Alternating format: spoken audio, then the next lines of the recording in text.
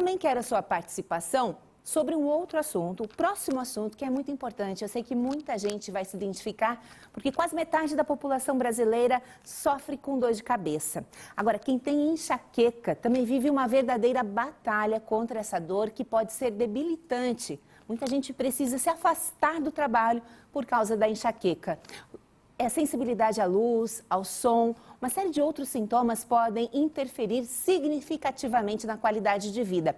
E até mesmo o tratamento pode ser um desafio por si só, tá? Por isso, para falar sobre esse tema e sobre uma pesquisa que está selecionando voluntários para o tratamento, eu recebo a médica neurologista, doutora Lara Fernandes. Boa tarde, doutora. Bem-vinda ao Ver Mais. Obrigada. Realmente é um dado, um número muito grande, o número de pessoas que sofrem com dor de cabeça. Existe apenas um tipo de dor de cabeça? Não, existem centenas de tipos de dor de cabeça, tem mais de 200 tipos de dor de cabeça, mas a enxaqueca é a segunda mais comum, porém a mais importante socioeconomicamente no Brasil.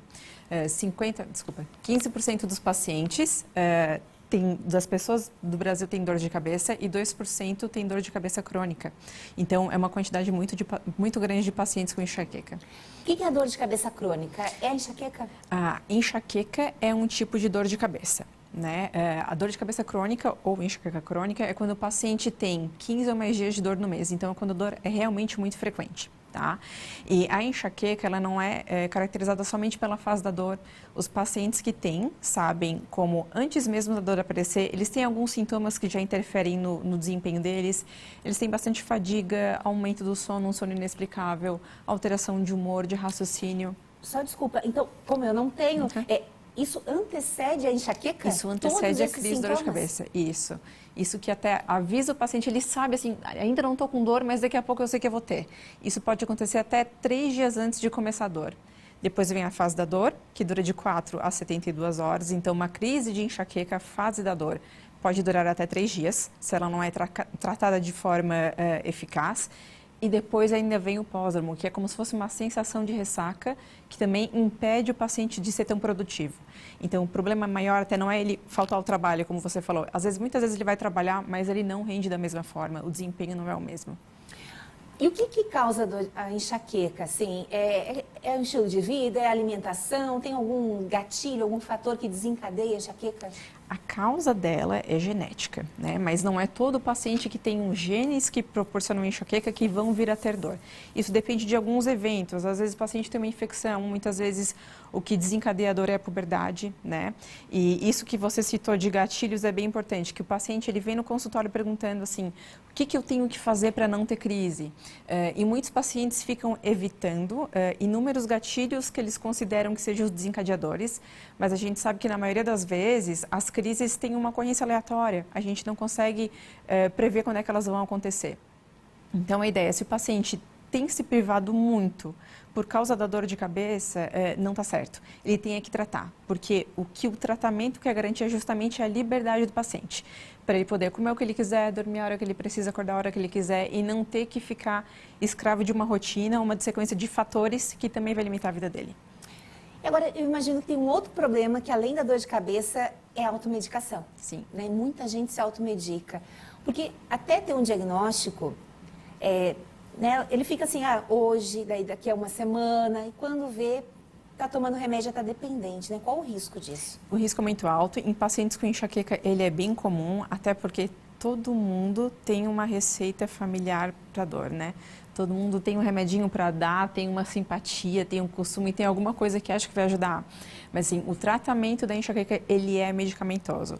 Existem algumas medidas não farmacológicas, que são aquelas coisas que são importantes. Um sono de qualidade, alimentação de qualidade e atividade física, que geralmente as pessoas não têm muito valor, mas têm muito valor. Mas quando um paciente tem uma dor incapacitante ou muito frequente, o tratamento é medicamentoso. Então, ele tem que procurar um médico para ter o diagnóstico da dor de cabeça, do tipo de dor de cabeça, e o médico vai indicar qual o tratamento mais apropriado para a dor do paciente. Agora, doutora, além de médica neurologista, né, que faz o diagnóstico, dá o tratamento, você também é pesquisadora, está fazendo uma dissertação de mestrado, e aí entra um tópico que muita gente pode aproveitar e também conhecer um tratamento diferenciado que a sua pesquisa está investigando. Então, a ideia é a ideia dessa pesquisa é de ver o quanto um procedimento chamado bloqueio de nervo occipital pode ajudar pacientes em crise de enxaqueca. Esse não é um procedimento novo, é um procedimento que já é realizado desde a década de 40 do ano passado, mas a gente não sabe quanto ele pode ajudar pacientes em crise de enxaqueca. Então, como é que funciona? A gente recruta pacientes que têm enxaqueca e, para isso, é só entrar em contato, né? E a gente vai ver se o paciente realmente tem enxaqueca, vai ver os critérios diagnósticos e vai pedir para que o paciente venha um dia com dor na clínica e daí a gente vai fazer o procedimento. Fabinho, nós temos o número, então, do WhatsApp para entrar em contato, para você poder, então, fazer o contato e, né, e se candidatar a ser um dos pacientes para participar da pesquisa. Pode seguir nas redes sociais também, está aparecendo ali o @ da clínica. E, doutora, assim, de forma muito resumida, como é que é esse tratamento, esse procedimento? Esse procedimento ele é muito similar a uma anestesia local. Então, a gente, com uma seringa, né, a gente vai fazer uma injeção em 2 pontos aqui atrás da cabeça, que são os pontos relacionados ao nervo occipital maior, que é o nervo que faz a sensibilidade de todo o couro cabeludo. E a gente aguarda uns minutos para ver se o paciente tem uma resposta. Esse trabalho é um estudo duplo cego, quer dizer o quê? Nem eu vou saber o que o paciente recebe, nem o paciente, que é para não interferir nos resultados. Quem sabe é a enfermeira que faz a manipulação da medicação.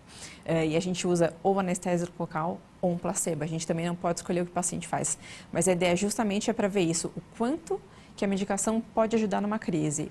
A gente tem muitos dados para outras dores de cabeça, como cefaleia em salvas, anorexia do occipital, em que a gente sabe que esse procedimento livra o paciente de dor, às vezes até por semanas ou meses, mas a gente não sabe quanto pode ajudar um paciente numa crise aguda de enxaqueca. E é por isso que o paciente tem que estar com dor no dia do procedimento. E qual o perfil? Tem uma idade mínima ou máxima? Não tem, acima de 16 anos. Tanto faz homem e mulher, não tem nenhuma restrição de uso de outras medicações para tratamento de enxaqueca e o paciente também não precisa ficar esperando com dor. Ele pode tomar um analgésico e se no momento ele não tiver dor, no momento do procedimento, a gente só não faz a marca para outro dia. E como é do nosso interesse recrutar pacientes aqui da região, a gente faz de tudo para encaixar o paciente no mesmo dia e muitas vezes para conseguir fazer o estudo. Que bacana. Doutora, chegaram algumas perguntas e a nossa produção separou. Vamos dar uma olhadinha no WhatsApp? Meu marido tem cefaleia, faz uso de botox, mas as crises estão bem fortes. Gostaria de saber se faz parte da enxaqueca a cefaleia. Ivonete participando. A cefaleia é um nome médico para dor de cabeça. Então, na verdade, a enxaqueca é um tipo de cefaleia. Mas existem mais de 200 tipos de cefaleia, de dores de cabeça. E o botox, ele é um tratamento de primeira linha para enxaqueca crônica. Então, costuma ser um dos melhores tratamentos. Perfeito. E quando a dor de cabeça é na parte de trás, tem muita essa dor, Viviane? Então, isso é bem variável. A localização da dor. Tem alguns tipos de dor de cabeça em que a gente sabe que o paciente tem que ter a dor num território específico. Mas enxaqueca pode ser em qualquer lugar. Muitas vezes o paciente tem dor facial. A maioria dos pacientes tem dor no pescoço antes da dor de cabeça vir. Então, não tem tanto a ver com a localização, mas mais com o padrão de dor. O tipo de dor, a duração da dor, os eventos desencadeantes e sintomas associados, como náusea, sensibilidade à luz e barulho, como você falou. Exatamente. É possível fazer algo além da medicação, né, algo que se contribua para a sensibilidade à luz, por exemplo? Não muito. Quando o paciente tem dor, geralmente esse é um sintoma associado e é comum que com a resolução da dor os sintomas secundários aliviem, mas às vezes eles persistem por mais tempo. Então pode acontecer assim e não tem muito o que evitar, além de às vezes baixar a luminosidade, reduzir o brilho das coisas com dimerização. Tem gente que usa óculos de sol no shopping dentro de casa porque pode incomodar bastante. Mas assim, a gente não tem tratamento para os sintomas associados, a gente tem para dor. Porque melhorando a dor, geralmente melhora o sintoma associado. Nossa, minha mãe tem muita dor de cabeça, porém ela tem meningioma que calcificou. Segundo o médico, não vai crescer. Pode ser por isso a dor? Pergunta a Adriana Cristina. Obrigada, Adri. A maioria das dores de cabeça são primárias, a enxaqueca é uma dor primária, o que quer dizer o quê? Ela é a causa da dor, ela não é causada por um outro problema. Meningioma pode dar dor? Pode, até pode, mas geralmente a dor é associada a alguma outra coisa, é uma dor de cabeça primária. A diferenciação de saber a causa da dor, se é por causa do meningioma ou não, daí tem que ser feita durante uma avaliação médica e com realização de exame complementar. Vamos vamos reforçar a questão da avaliação também. Né? Porque muita gente pensa, como é que vai avaliar qual o meu tipo de dor de cabeça, se é enxaqueca, como é que é feito, doutora? A gente vê toda a história detalhada da dor. Isso é até importante para que os pacientes entendam já quais perguntas serão feitas quando eles chegam no consultório. Porque todo mundo acha assim que dor de cabeça é só um sintoma e na verdade é bem mais complexo do que isso. Então é importante prestar atenção no tipo de dor, por exemplo, se a dor é uma dor pulsátil, em aperto, choque, pontada, facada. Se a dor corre para algum lugar, quanto tempo ela dura se você não usa a medicação para ela passar, qual é a frequência da dor e quais são os outros sintomas. Se ela dá agitação, se ela dá vontade de ficar escondido num lugar escondidinho, escuro, se dá sensibilidade à luz, barulho, cheiro, se muda náusea, ou se tem algum outro sintoma que preceda a dor que te avise que ela vai aparecer depois. Então já faça essa autoanálise, né? Se observe, que daí você já vai preparado para responder as perguntas no consultório.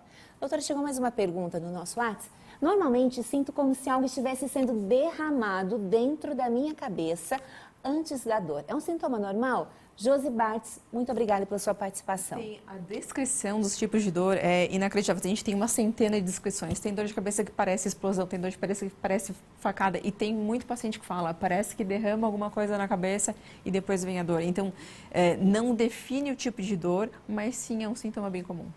E requer uma investigação, então. Doutora, vamos reforçar, então, na sua tela vai aparecer, então, o WhatsApp da clínica para você entrar em contato, se candidatar, participar. Mas as perguntas, que eu imagino que vão chegar perguntas agora, né, depois da sua participação, a doutora se dispôs a responder também através do seu @. Isso, esse é o Instagram da clínica. Eu posso responder as perguntas enviadas hoje. O WhatsApp, ele é específico da pesquisa, ele não é o WhatsApp da clínica. E nesse a gente responde perguntas referentes à pesquisa somente. Perfeito, muito obrigada pela sua participação e pela sua pesquisa. Muito obrigada. Esperamos que o nosso público também possa contribuir e descobrir também, muita gente vai acabar descobrindo novas formas de tratamento, porque muita gente às vezes está numa fase de medicação em busca de outros tratamentos, é uma possibilidade então de você conhecer e também contribuir para a pesquisa. Muito obrigada. Obrigada.